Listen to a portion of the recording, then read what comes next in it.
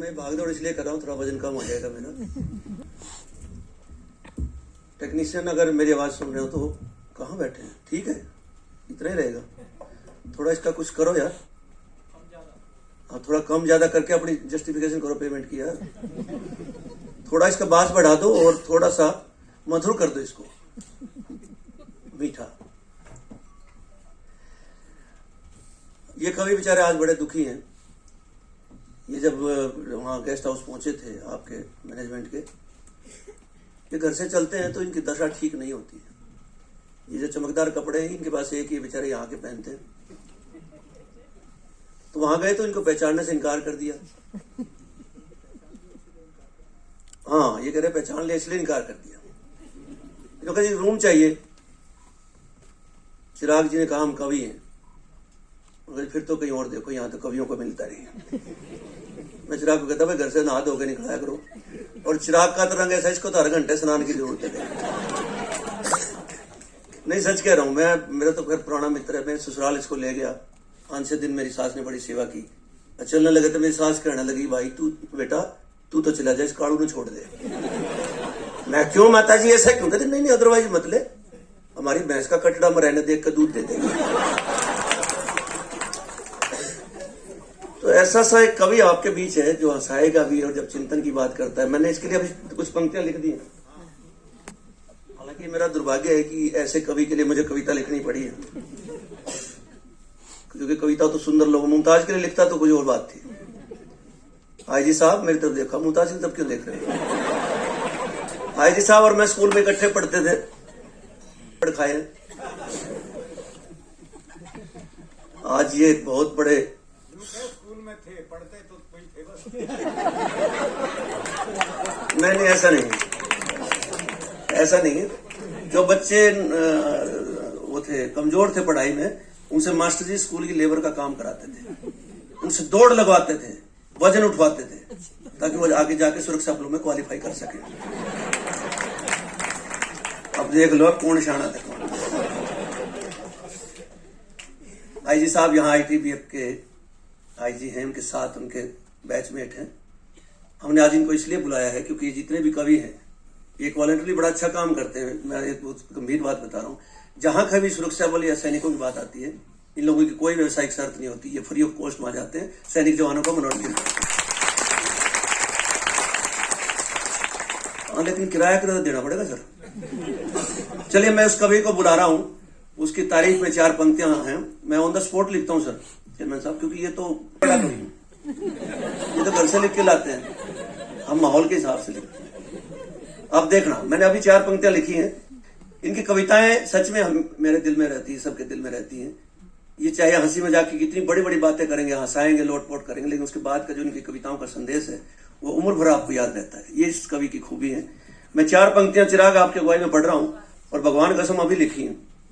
बसंत ऋतु का पावन फाग है वो, बसंत ऋतु का पावन फाग है वो, भोर काल का शांत मीठा राग है वो, धीरे धीरे दिल में उतर कर एक उबाल सा है, अंधेरे में उम्मीद का चिराग है वो।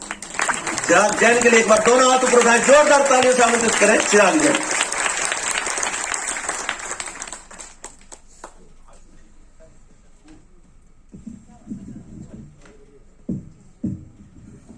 बहुत बहुत धन्यवाद जगबीर भाई। जब आप हाल के हाल इतनी बढ़िया कविता लिखते हो तो यही क्यों नहीं सुनाते? ये भी सुननी पड़ती है, वो हम जानते हैं कैसी लिखते हैं। भाखड़ा व्यास प्रबंधन बोर्ड के सभी श्रोताओं को प्रणाम करता हूं। मेरे स्वागत में आप लोगों ने जो घनघोर तालियां बजाई हैं, इसके लिए आपका आभार व्यक्त करता हूं।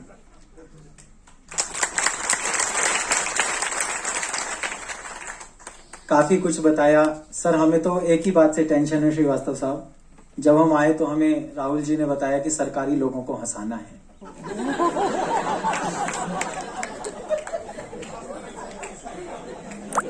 सर ये असंभव काम है। सरकारी लोग तभी हंसते हैं जब गस्टेड हॉलीडे फ्राइडे या मंडे को है।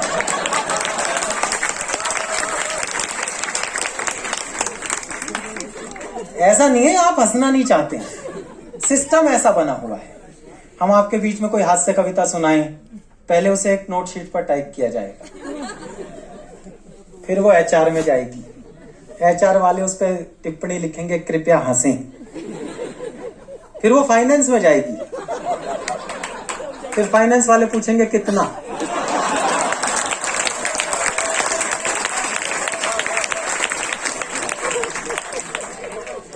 इसे बंद कर दो, फाइनेंस की बात हो रही है, लाइटें वाइटें कम कर दो, बल्कि जनता पर कर दो। लाइटें सच में आंखों को चुभ रही है भाई, सीरियसली बोल रहा हूँ, इसको भी चुटकुले ही समझ रहे हो। हमारे साथ यही होता है सर, हर बात को चुटकुले ही समझ लिया जाता है। लेकिन मैं आपको बहुत बधाई देता हूं कि आपने हिंदी के लिए समय निकाला। मैं बिल्कुल एक ईमानदार बात बताता हूं, हम सभी ने बचपन में गरीबी देखी होगी। जब हम छोटे थे तो हमारे पास भी गरीबी के दिन आए। गरीबी के दिनों में क्या होता था कि रोटी से घी गायब हो जाता था, और मैडम जब रोटी से घी गायब होता था तो हमने ध्यान दिया, बनिया के बच्चे हैं, तो हमने देखा कि मंदिर में पूजा के आले में एक डिब्बी रखी है जिसमें भगवान की ज्योत का घी होता था, वो कभी खत्म नहीं होता था। तो हम थोड़े से स्मार्ट थे, थैंक यू, हम थोड़े से स्मार्ट थे, तो हमने माँ को कहा कि माँ भगवान को क्या पता लग रहा है, थोड़े दिन उधर का घी इधर ट्रांसफर कर दे। मेरी माँ ने मुझे जो बात बताई उससे मैंने जिंदगी की शिक्षा ली। माँ ने कहा बेटा अगर ज्योत के घी की व्यवस्था, उसकी चिंता तुम करते रहे तो रोटियों पर घी कैसे आएगा इसकी चिंता भगवान करेगा। तो सर ये कार्यालयों में जो हिंदी का बजट है,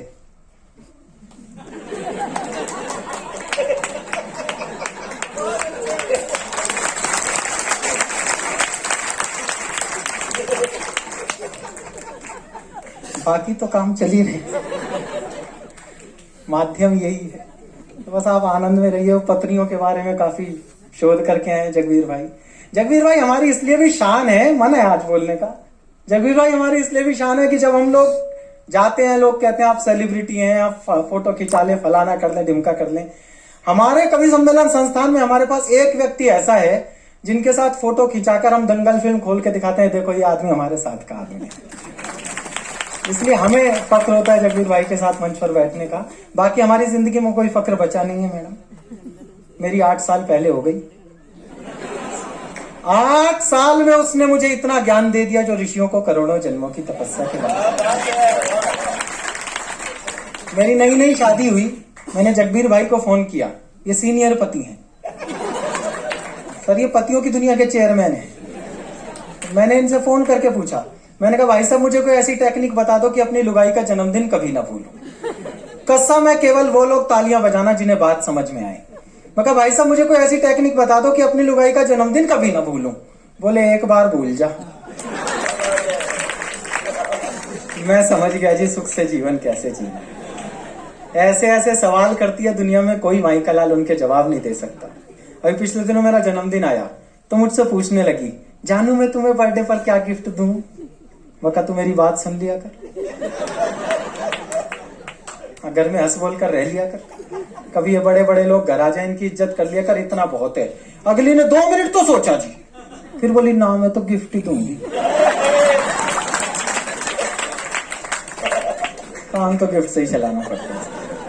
और सर कितने ही बड़े पद पर पहुंच जाओ, आप कितने ही बड़े विभाग के अधिकारी हो जाओ, कुछ भी हो जाओ, एक ताने से मुक्ति नहीं पा सकते। दिन में 20 बार कहेगी तुमने मेरी जिंदगी नरक बना दी। केवल उन बेचारों ने तालियां बजाई है जिनकी बनी हुई है। अब तुमने मेरी जिंदगी नरक बना दी। कोई ढंग का मिला हो तो तुम्हें कितनी खुश रहती, जैसे हम नहीं मिलते तो इन्हें कोई धनपति कुबेर मिल रहा है। लेकिन बोलती है साहब, एक दिन मैंने यही लपका, मैंने कहा देखो प्राणी यदि प्रसन्न रहना चाहे तो प्रसन्नता उसके भीतर होती है, बाहर की परिस्थितियां उसके सुख और दुख के लिए जिम्मेदार नहीं होती। वो बोली कैसे, अब मैं सिद्ध करता हूं, और सही सिद्ध कर दूं तो ईमानदारी के पक्ष में तालियां बजाना। मैंने कहा इन महिलाओं को आप स्वर्ग में भी छोड़ दो, इससे बढ़िया जगह तो नहीं बनाई जी ब्रह्मा जी ने, वहां इनकी कोई सहेली मिल जाए। पहला संवाद क्या होगा, अप्सरा को देखा, देखिए ड्रेसिंग सेंस ही नहीं, कैसे कैसे कपड़े पहने। एक हम साहब हमें आप नरक में भी छोड़ दो, वहां हमारा कोई दोस्त मिल जाए, एक ही बात पूछेगा, यमराज की बेटी देखी। तो यमराज की बेटी में भी सुख ढूंढ लेते हैं। ये सिर्फ महिलाओं के नखरे हैं, एक लाल रंग के भी 300 नाम बता देंगे। ये भैया इसे 2 मिनट रोक लो, भाई साहब 2 मिनट के लिए रोक लो यार, बाद में मैं बंटवा दूंगा। बड़ी मुश्किल से दुकान जमाई है जी, उसको पानी फिर जाएगा। इसको आगे रख दो, जिसे चाहिएगा ले लेगा। हाँ, अब हम देखते कौन लेगा।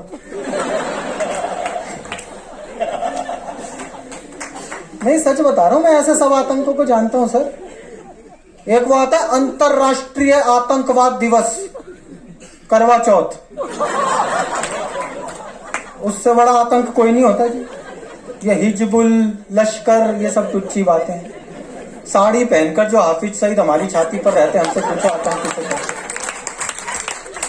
करवा चौथ के दिन आप इन्हें देखो, 25 रुपल्ली की मेहंदी लगवा कर आएंगी फुटपाथ पर पट्टे पर बैठकर, और पूरा घर में हंगामा। देखियो कैसी लगी, देखियो बेलनी बना। हम साहब 2500 रुपए की पी कर आएंगे, चुपचाप सो जाएंगे। इसे कहते हैं सादा जीवन उच्च विचार। अच्छा, आप लोगों के कुछ बोनस की घोषणा के साथ है क्या कि ताली नहीं बजानी?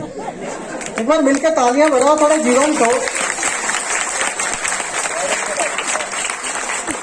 2 साल बाद कवि सम्मेलन हो रहा है, उसके बावजूद आप लोग तालियां नहीं बजा रहे, ऐसे कैसे चलेगा? आपका भी 2 साल का कोटा होगा, और आपका हो ना हो, हम 2 साल से भरे बैठे। अब ताली नहीं बजाई, हम सारी सुनाएंगे, इकट्ठी कर रखी है बहुत सारी। अच्छा, कहा जाता है सर हमारे देश को विकसित किया जाएगा, कर ही नहीं सकते। हमारा सोचने का तरीका अलग है, हमारा विकास को देखने का तरीका अलग है। आप ही के डिपार्टमेंट की एक बात बोल रहा हूं और सुनी हो तो ही तालियां बजाना। अमेरिका में कोई नया बांध बने, उसकी भव्यता कैसे बताई जाएगी कि इसके वाटर रिजर्वियर में इतना पानी स्टोर होता है कि पूरे वॉशिंगटन का सिंचाई सिस्टम चल सकता है। जापान वाले ऐसे बता देंगे कि इससे इतनी बिजली उत्पादित होगी कि पूरे टोक्यो को रोशनी में नहलाया जा सकता है। हमारे यहां जब कोई बांध बनता है, एक ही वाक्य उसकी भव्यता बताने के लिए काफी होता है। ये टूट गया तो दिल्ली तक पानी आता है।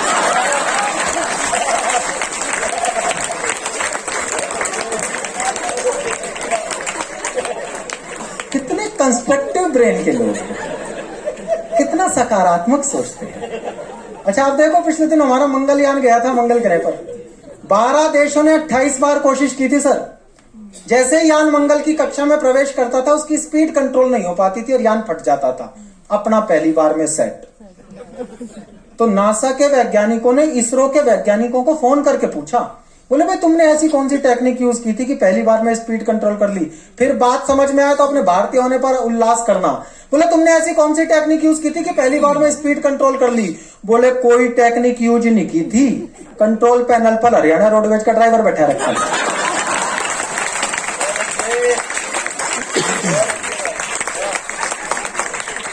तो बिगाड़ दो, हमारा क्या बिगाड़ोगे? हमारा कोई कुछ नहीं बिगाड़ सकता सर, हम अलग तरीके से सोचने वाले लोग हैं। पिछले दिनों चीन ने कुछ अतिक्रमण किया डोकलाम में। तो जब सर, आप तो सिक्योरिटी के आदमी, आप जानते हैं कि जब युद्ध का माहौल बनता है तो कुछ सुपर सिक्योरिटी जोन बनाए जाते हैं, विशेष सुरक्षा क्षेत्र।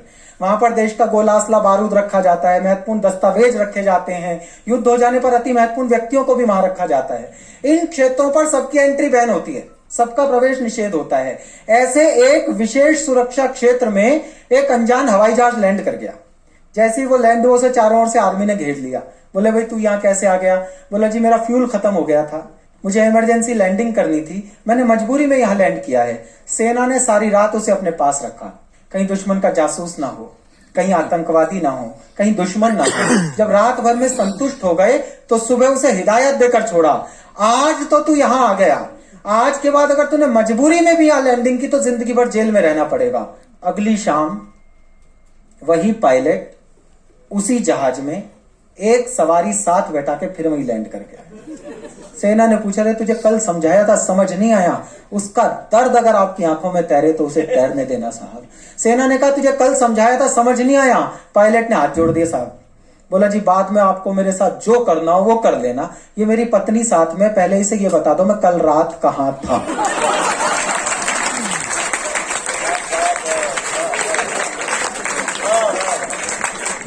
ये हमारी शाश्वत समस्या है सर, इससे हम अच्छा ऐसा नहीं है हमारे यहाँ झगड़े होते हैं पति पत्नी में, ये सब अफवाहें हैं।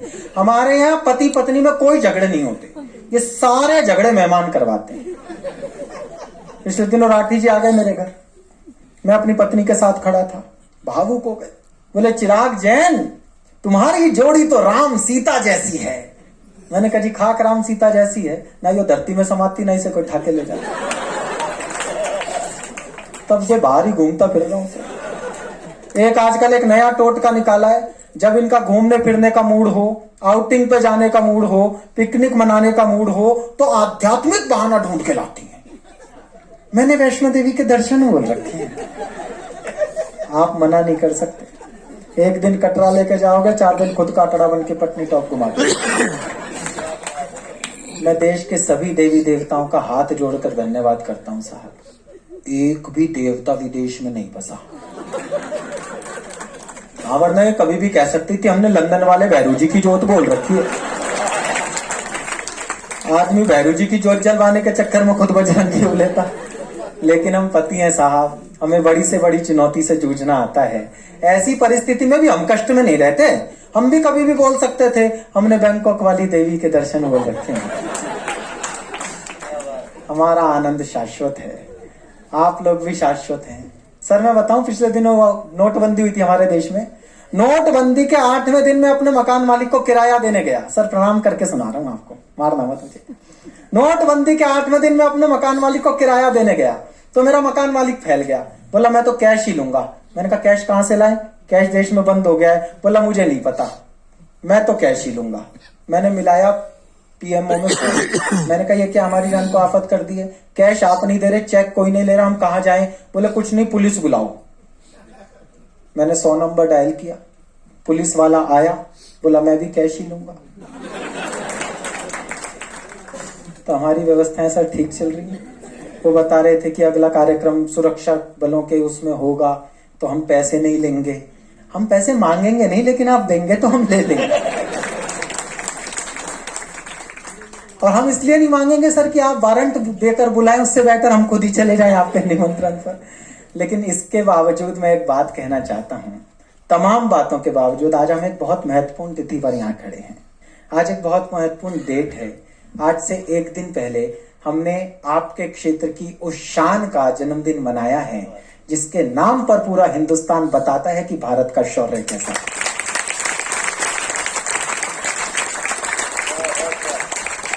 सर लोग कहते हैं इस मुल्क को उद्योगपति चलाते हैं, लोग कहते हैं इस मुल्क को राजनेता चलाते हैं, लोग कहते हैं इस मुल्क को ब्यूरोक्रेट्स चलाते हैं। ये सब झूठ बोलते हैं।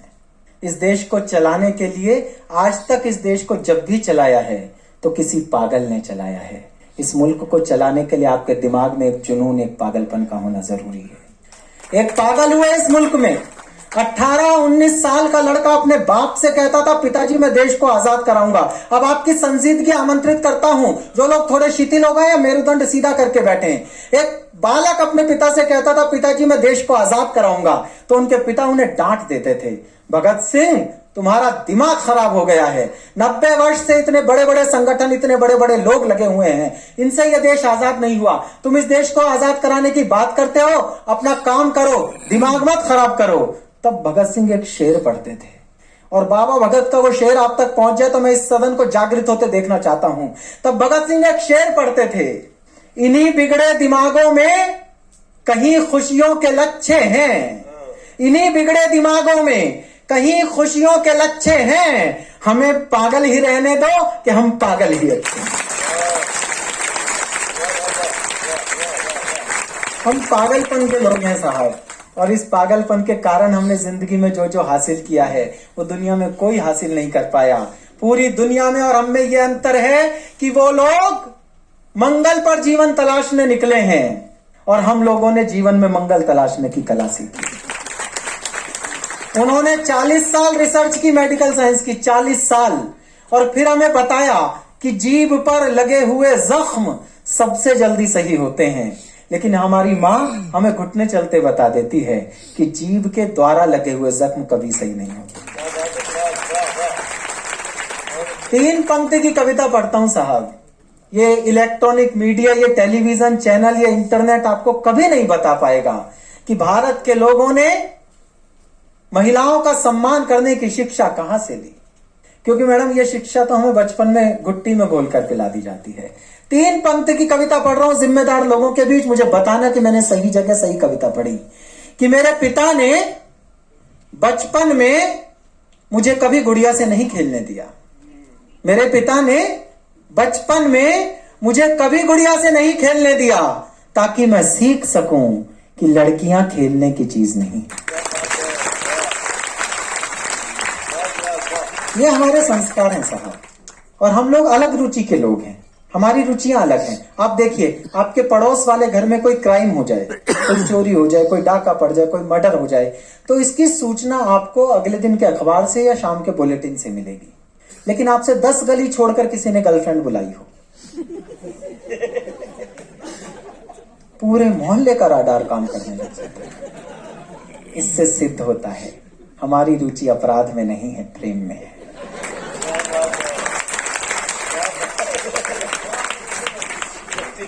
और ये प्रेम कोई बहुत महत्वपूर्ण चीज नहीं है, मैं आपको बता देता हूं। दुनिया में कितनी भी प्रेम की कविताएं सुन लेना, एंड में आपको पता लगेगा कि आपके हाथ कुछ नहीं लगा।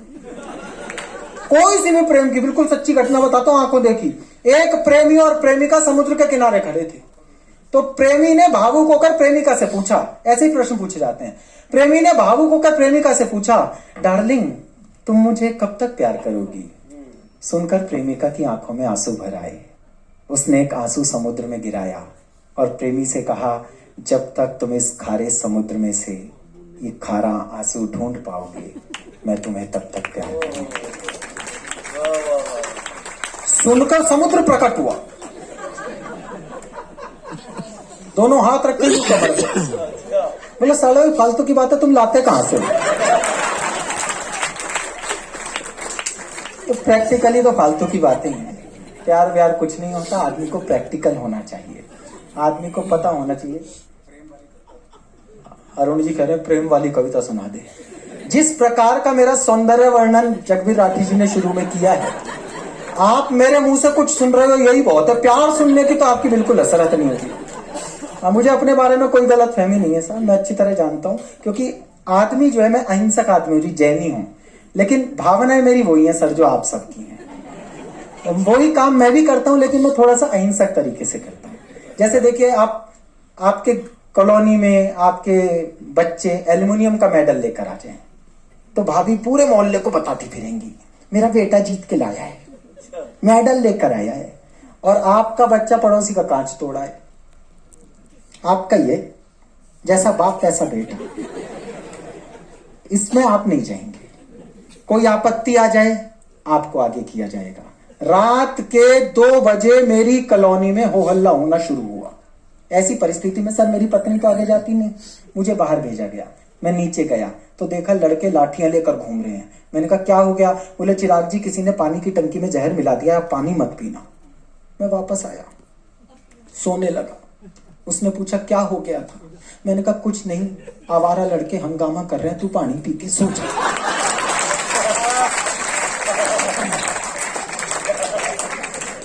हसरत वही है सर। कितनी भी मेहनत आदमी कर ले, माइलेज सारी औरतें ले जाती हैं। एक वाक्य आप सबने सुना होगा, जगबीर भाई आप पहली बार सुनोगे। एक वाक्य आप सबने सुना होगा, हम क्षत्राणियां इस देश के लिए अपना सुहाग न्यौछावर करती थी। ये सुनकर तालियां बजती हैं। टोटल माइलेज महिलाओं की, और वो जो सुहाग न्यौछावर हो रहा है,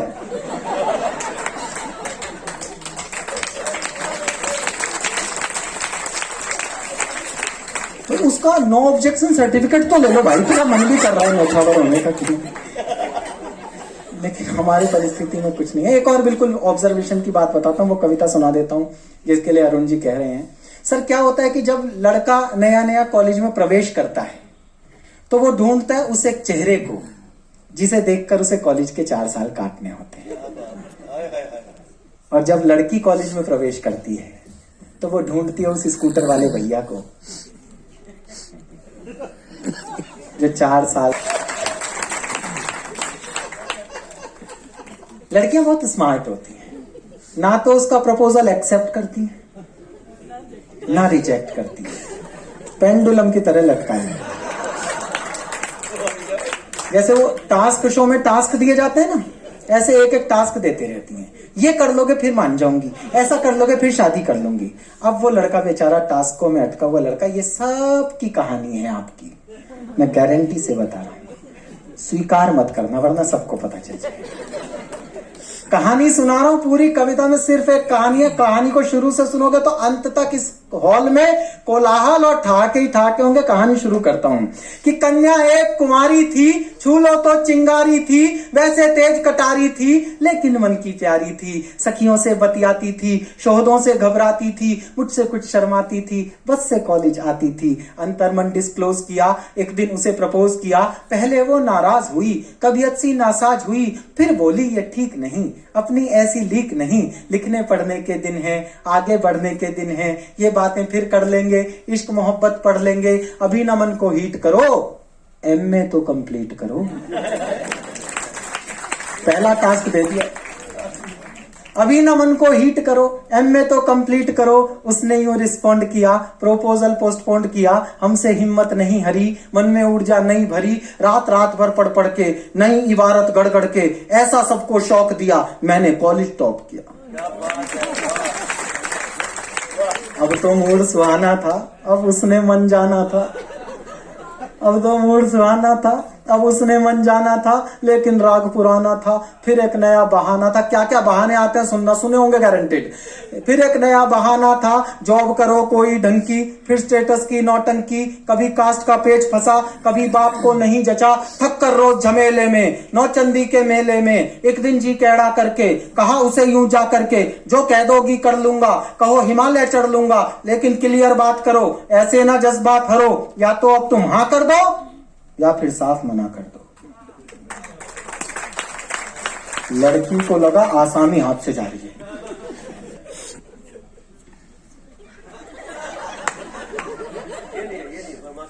ये मना करवा के आ रहे हैं। बैठ जाओ भाई साहब, ऐसे आए टहलते हुए। या तो अब तुम हाँ कर दो या फिर साफ मना कर दो। सुनकर कन्या मौन हुई, हर चालाकी गौण हुई, तभी नया छल कर लाई, आंख में आंसू भर लाई। इसके आगे तो परमात्मा नहीं टिक सकता। तभी नया छल कर लाई, आंख में आंसू भर लाई, हिम्मत को कर ढेर गई, प्रण पर आंसू फेर गई। पुनः प्रपोजल बीट हुआ, नखरा नया रिपीट हुआ, थोड़ा सा तो वेट करो, पहले पतला पेट करो। थोड़ा सा तो वेट करो, पहले पतला पेट करो, ज्वाइन कोई जिम कर लो, तोंद जरा सी डिम कर लो, खुशबू सी खिल जाऊंगी, मैं तुमको मिल जाऊंगी।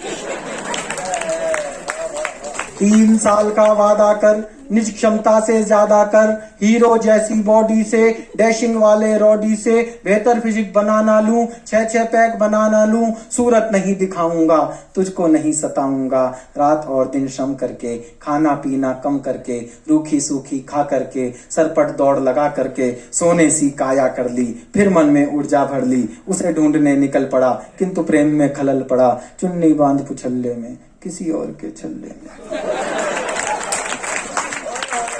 वो जूही की कली गई, किसी और की गली गई, शादी करके चली गई, हायरी किस्मत चली गई।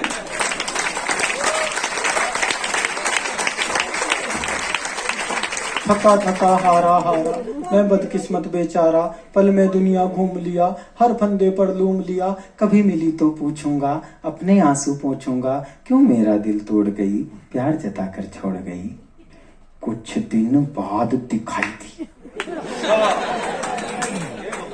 मिलती जरूर है, अपना वो थोबड़ा दिखाती जरूर है, जिसे अब हम देखना नहीं चाहते।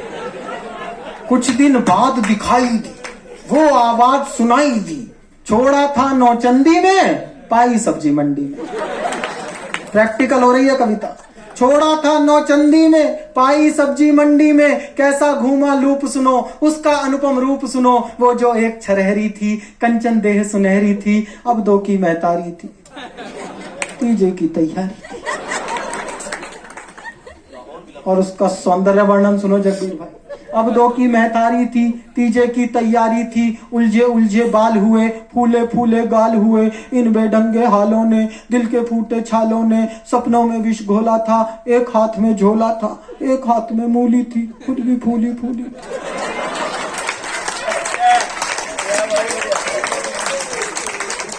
एक हाथ में मूली थी, खुद भी फूली फूली थी, सब सुंदरता लूली थी, आशा फांसी झूली थी, विजना के ये खेल कड़े, देख रहा था खड़े खड़े, तभी अचानक सधे हुए, दो बच्चों से लदे हुए, चिक चिक से कुछ थके हुए, बाल वाल सब पके हुए, एक अंकल जी प्रकट हुए। एक अंकल जी प्रकट हुए, दर्शन कितने विकट हुए। 52 इंची कमरा था, 52 इंची कमरा था, इसी कली का भ्रमरा था। 52 इंची कमरा था, इसी कली का भ्रमरा था, तूफानों ने पाला था, मुझसे ज्यादा काला था, मुझसे अधिक उदास था वो, केवल 10वीं पास था वो।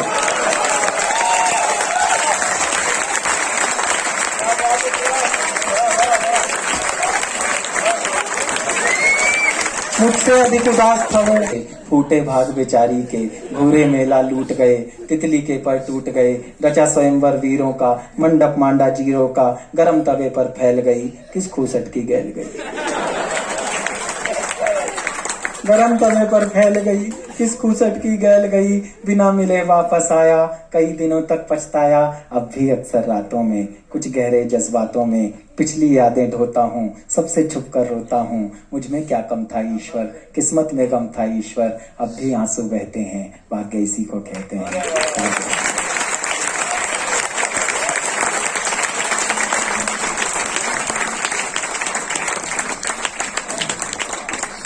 भाई एक बार फिर से तालियां डिजर्व करते खिलाते, वाह वाह।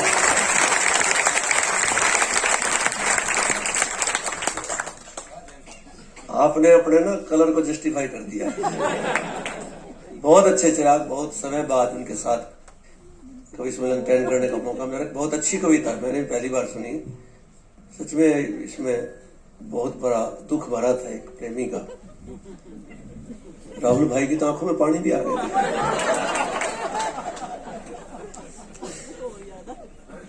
हो जाता है अक्सर ना, सेहत किसी की नहीं होती, सेहत किसी की बढ़ जाती है, किसी की कम हो जाती है।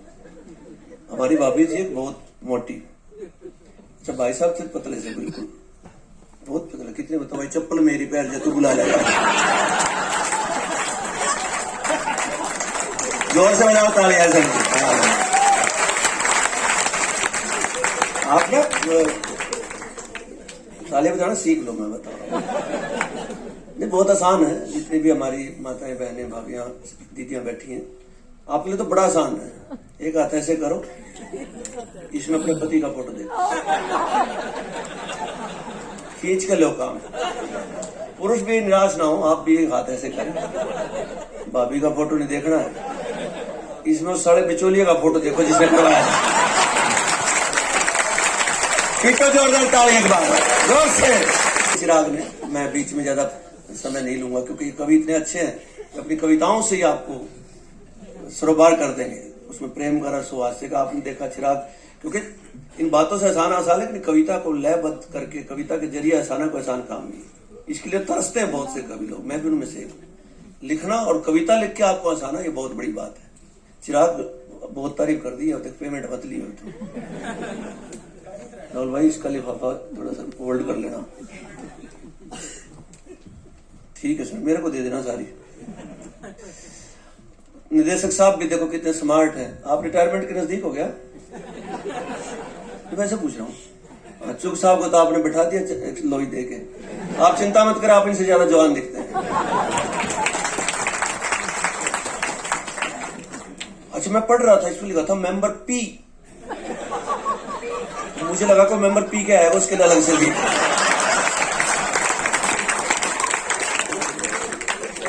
लेकिन बड़ा व्यवस्थित है काम। हमारा एक बिल्कुल स्टूडेंट है निदेशक साहब जैसे, उसको पहली बार चश्मा लगा था, उसको टेंशन होगी। मेरे को क्या लगा, मैं एमडी यूनिवर्सिटी रोहतक में डायरेक्टर की पोस्ट पे काम करता हूँ, तो क्या लगा गुरुजी टेंशन होगी, वहां क्या हो गया, चश्मा लग गया। मैं कहा इसमें क्या टेंशन की बात कर जी, लड़कियां देखती नहीं। मैं कहा उतार के फेंक, बोला फिर लड़कियां नहीं दिखती सर। तो प्रेम में संकट बहुत है, लेकिन जब प्रेम की कविता मुमताज नसीम के होठों से बाहर निकलती है तब प्रेम से सारा माहौल सरोबार हो जाता है। आइए कंठ के साथ, ऐसे नहीं, वो तालियां बजाएं जो मुमताज नसीम डिजर्व करते, जोरदार तालियां।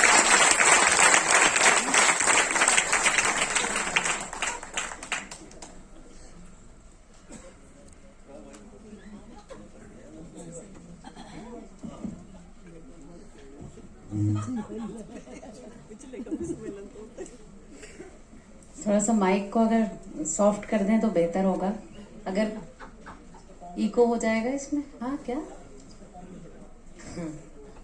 रेशम लगा दो इस पर, ठीक है।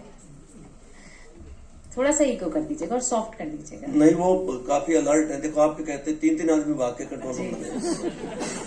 मैं इतनी देर से कह रहा था एक आदमी हिला नहीं, वैसे कह रहे ठीक है ठीक है। वाह कमाल का प्रबंधन है सर। ये अपने कर्मचारी है या इसके ऑडिटोरियम के लोग हैं? ऑडिटोरियम के, फिर तो बच गए, नहीं तो सस्पेंड करो।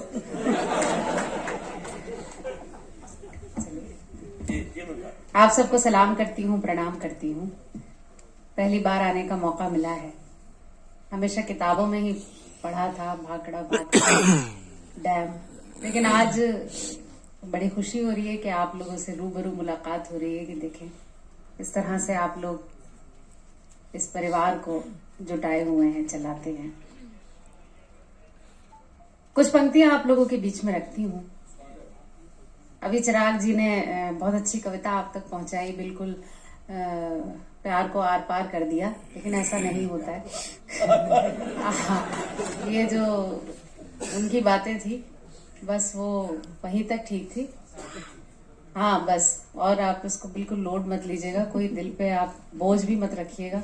प्यार के बिना दुनिया नहीं चल सकती है, सिर्फ इस दुनिया को प्यार की ही जरूरत है, सही मायनों में प्यार की जरूरत है। एक बार जोरदार तालियां बजाइए, कविता अच्छी थी, लेकिन इन्हीं उम्मीदों से, इसी मशक्कत से कोई कहानियां जुड़ भी जाती हैं, कोई सिलसिले बन भी जाते हैं। तो ऐसा नहीं होता है, आपकी बात से मैं इत्तेफाक नहीं रखती हूँ। आप सीधे सीधे मेरी कविता की कुछ पंक्तियां हैं, मैं आपको जोड़ती हूँ और अपना थोड़ा सा, हाँ भाई कुछ तो करा आपने, हाँ करिए, हो जाएगा। हाँ परिणाम अच्छा होगा, बेफिक्र रहिए। हाँ थोड़ा कम कर दीजिएगा इनको। थोड़ा सा कम करिएगा। मैं पढ़ती हूँ कि हाँ वो कर देंगे भी, वो चेक कर रहे हैं, उसको करेंगे सही। हेलो, इसको आप नॉर्मली कर दे भाई, नहीं तो मुमताज की आवाज में ताड़का जैसी लगेगी। सामान्य ही कर दो इसको, कोई नहीं मुमताज, सामान्य रहने दो। मैं पढ़ती हूँ। हाँ जी। सबसे पहले एक कविता की कुछ पंक्तियां हैं जो जोड़ने के लिए आपको मैंने तैयार की है कि अब ऐसा क्या है कि जिसको छुपा रही हूँ मैं, खुद अपने आप से आंखें चुरा रही हूँ मैं। अब ऐसा क्या है कि जिसको छुपा रही हूँ मैं, खुद अपने आप से आंखें चुरा रही हूँ मैं। वो एक बात जो कहना बहुत जरूरी है, उसी को कहते हुए हिचकिचा रही हूँ। वो एक बात जो कहना बहुत जरूरी है, उसी को कहते हुए हिचकिचा रही हूँ मैं जानती हूँ मोहब्बत इसी को कहते हैं। मैं जानती हूँ मोहब्बत इसी को कहते हैं। तेरे ख्याल को जो गुनगुना रही हूँ मैं, तेरे ख्याल को जो गुनगुना रही हूँ मैं, अभी भी सोच रही हूँ तुम्हारे बारे में, अभी भी सोच रही हूँ तुम्हारे बारे में, कि सोच सोच के फिर मुस्कुरा रही हूँ मैं, कि सोच सोच के फिर मुस्कुरा रही हूँ मैं। उड़ा रही हूँ हवाओं में रेशमी आंचल, उड़ा रही हूँ हवाओं में रेशमी आंचल। ये लग रहा है कि उड़ती ही जा रही हूँ, ये लग रहा है कि उड़ती ही जा रही हूँ मैं। बहुत बहुत शुक्रिया। तरन्नुम से कुछ मुक्तक पढ़ूंगी और आप लोगों की यही मोहब्बतें जो इस प्रोग्राम को इतना खूबसूरत बनाए हुए हैं, मुझे भी आपके साथ की जरूरत है। शुरू करती हूँ यहाँ से। एक बार फिर से शुक्रिया अदा करती हूँ कि आप लोगों के बीच में आने का मौका मिला। अब मैं गा के पढ़ूंगी तो आप इको कर दीजिए, थोड़ा बेहतर होगा। नहीं बहुत हल्की सी नहीं करेगा वो, आपके लिए ठीक कर देगा फिर। बहुत हल्की सी। हाँ मैं पढ़ती हूँ, सुनिएगा। 4 पंक्तियां सीधे सीधे आपको जोड़ती हूँ इससे कि प्यार की खुशबुओं का, प्यार की खुशबुओं का समंदर हूँ मैं, मुस्कुराता हुआ शोख मंजर हूँ मैं, प्यार की खुशबुओं का, प्यार की खुशबुओं का समंदर हूँ मैं, मुस्कुराता हुआ शोख मंजर हूँ मैं, जानती हूँ कि तू मेरी तकदीर है, मान भी जा के तेरा मुक़द्दर हूँ मैं, जानती हूँ कि तू मेरी तकदीर है, मान भी जा के तेरा मुक़द्दर हूँ मैं। और 4 पंक्तियां जुड़िएगा, थोड़ी देर के लिए जुड़ जाइए, सुनिए के बन के बादल जो मुझ पर, बन के बादल जो मुझ पर बरस जाओगे, क्या खबर थी कि नस नस में बस जाओगे, आज मौका है जी भर के तुम देख लो, देखने को वगरना तरस जाओगे, आज मौका है जी भर के तुम देख लो, देखने को वगरना तरस जाओगे। और ये 4 पंक्तियां आप सुने, आप तक पहुंचेंगी, आपका प्यार मिलेगा तो मुझे अच्छा लगेगा। मैं पढ़ती हूँ। घर से निकली तो थी, घर से निकली तो थी, मैंने सोचा न था इतनी मुश्किल मुलाकात हो जाएगी, क्या खबर थी कि मौसम बदल जाएगा और रास्ते में बरसात हो जाएगी, क्या खबर थी कि मौसम बदल जाएगा और रास्ते में बरसात हो जाएगी, क्या खबर थी कि मौसम। बहुत बहुत शुक्रिया आपने। मोहब्बत की इतनी मुखालफत के बाद भी आपने मोहब्बत को सराहा, इसके लिए आपको सलाम करती हूँ। आप बिल्कुल एकदम मतलब पूरा आप तो तैयारी के साथ आए थे, तो और वो तैयारी आप लोगों को बहुत हद तक अच्छी लगी है। एक गजल का मतला और कुछ शेर पढ़ती हूँ, उसके बाद में एक गीत जिसके लिए मुझे कहा है मैं पढ़ूंगी। आप लोग अच्छा सुन रहे हैं इसलिए मैं हिम्मत करती हूँ ये गजल पढ़ने की। सुनिएगा। पागलपन में क्या बतलाऊं, सजना क्या क्या भूल गई, पागलपन में क्या बतलाऊं, सजना क्या क्या भूल गई, पागलपन में। कैसा होता है प्यार? पागलपन में क्या बतलाऊं, सजना क्या क्या भूल गई, तुझसे मिलकर लौट रही थी, घर का रास्ता भूल गई, पागलपन में क्या बतलाऊं, सजना क्या क्या भूल गई। और क्या होता है? ये 2 पंक्तियां और सुने। कंगी वंगी चोटी वोटी शीशा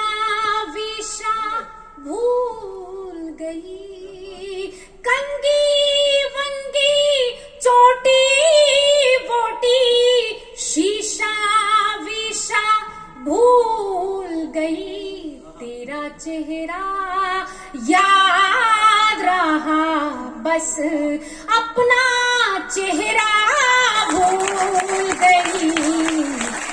तेरा चेहरा याद रहा, बस अपना चेहरा भूल गई।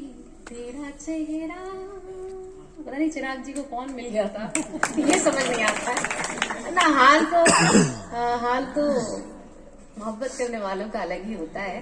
वो हाँ क्या हाल कर दिया है। चलिए सुनिए एक शेर और।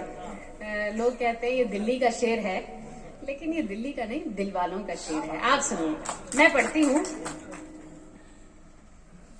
तेरा चेहरा याद रहा, बस प्यार के इस मौसम में आई अदला बदली रास मुझे। प्यार के इस मौसम में आई अदला बदली रास मुझे। तेरा मफलर जब से मिला है, अपना दुपट्टा भूल गई। तेरा मफलर जब से मिला है, अपना दुपट्टा भूल गई। पागलपन में। और आखिरी शेर पढ़ती हूँ। बहुत शुक्रिया सुदीप जी। आखिरी शेर इसका। तूने जब आवाज लगाई, दरवाजे पर आ पहुंची। तूने जब आवाज लगाई, दरवाजे पर आ पहुंची। इतनी मैं बेताब हुई के पर्दा वर्दा भूल गई। मैं बेताब हुई के पर्दा वर्दा भूल गई। पागलपन में क्या बतलाऊं, सजना क्या क्या भूल गई। बहुत बहुत शुक्रिया, आपने गजल को खूबसूरती के साथ सुना है। मैं चाहती हूँ कि एक गीत खास तौर पर आप लोगों के लिए पढूं। आप लोग गीत बहुत अच्छे से सुनते होंगे, इसकी मैं उम्मीद भी करती हूँ और ऐसा मुझे यकीन भी है। गीत में आप लोगों की थोड़ी ज्यादा जरूरत महसूस होती है, तो जहाँ जहाँ आपको ऐसा लगता है कि मेरा साथ देना चाहिए तो एक बार तालियां बजाकर, जोरदार तालियां बजाकर उनका गीत। आप चिंता न करिए, सुन भी रहे हैं और कुछ लोग तो आपको देख भी रहे हैं ध्यान से। मैं पढ़ती हूँ, सुनिएगा।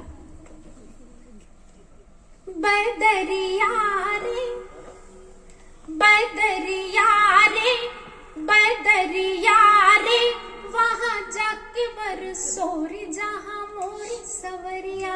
वहाँ जाके बरसोरी जहाँ मोरी सवरिया। बदरिया रे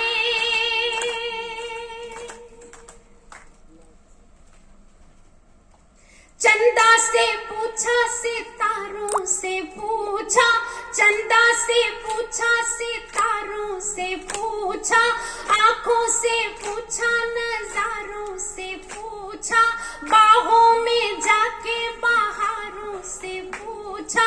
सावन की पड़ती फुहारों से पूछा। नदियाँ भी देख आई, पर्वत भी देख आई। नदियाँ भी देख आई, पर्वत भी देख आई। उठ उठ के थक गई नजरिया रे नजरिया रे। वहाँ जाके बरसोरी जहाँ मोर सवरिया। वहाँ जाके बरसोरी जहाँ मोर सवरिया। बदरिया रे।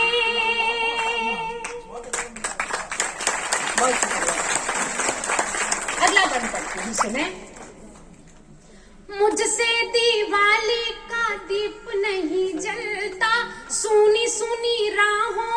पाँव नहीं चलता, बात नहीं छुपती है, शब्द नहीं मिलता, निंदिया के झूले में ख्वाब नहीं पलता, आंसू बहाते हुए मोती लुटाते हुए, आंसू बहाते हुए मोती लुटाते हुए, बीत न जाए उमरिया रे, उमरिया रे, वहाँ जाके बरसोर जहाँ मोर सवरिया, वहाँ जाके बरसोर जहाँ मोर सवरिया, बदरिया रे। ताली बजाइए। बहुत शुक्रिया, मैं बंद करती हूँ इसका, बहुत मानती हूँ।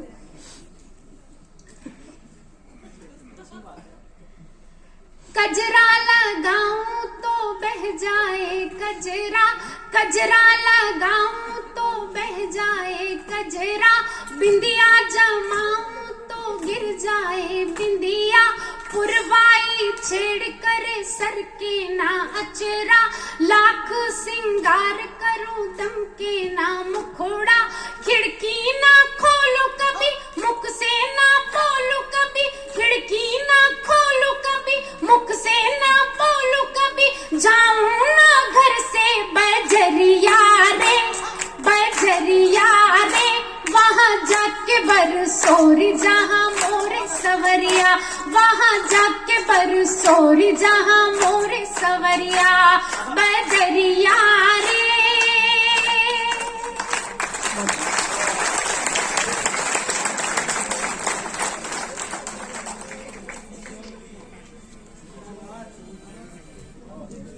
कवि सम्मेलन कैसा चल रहा है, एक बार तालियां बजा के बताओ। और इन तालियों के असली हकदार हैं आपके अपने राहुल कंसल जी। इसकी इको बंद कर दे भाई, मुमताज चली गई। तो ये पृथ्वीराज चौहान आ गया, कर दे कविशा बस।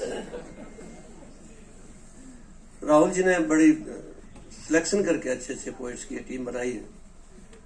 हमें खुशी है कि वो बड़ा चिंतित रहते हैं। और सुदीप जी तो चले गए अमेरिका, ये कल रात को ही लौटे हैं, लेकिन राहुल जी बड़े चिंतित रहते थे, फोन करके भी पहुंचे कि नहीं पहुंचे। कल तो रात को 12 बजे भी इन्होंने फोन